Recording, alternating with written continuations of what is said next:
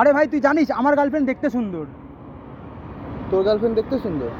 বাহ, বাড়া, আমার গার্লফ্রেন্ড সব থেকে বেশি সুন্দর দেখতে, তুই জানিস? তুই ইমা কি অবস্থা রাস্তার মধ্যে, ইমা বউ ফৌ নিয়ে ঝামেলা করছেন কেন আপনারা?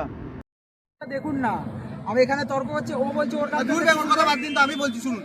ও বলছে ওর গার্লফ্রেন্ড দেখতে বেশি সুন্দর, আমি বলছি আমার গার্লফ্রেন্ড দেখতে বেশি সুন্দর। আপনি দেখে বলুন তো, ওর গার্লফ্রেন্ড বেশি দেখতে সুন্দর না আমার গার্লফ্রেন্ড বেশি ঠিক আছে, বলুন। কই দেখি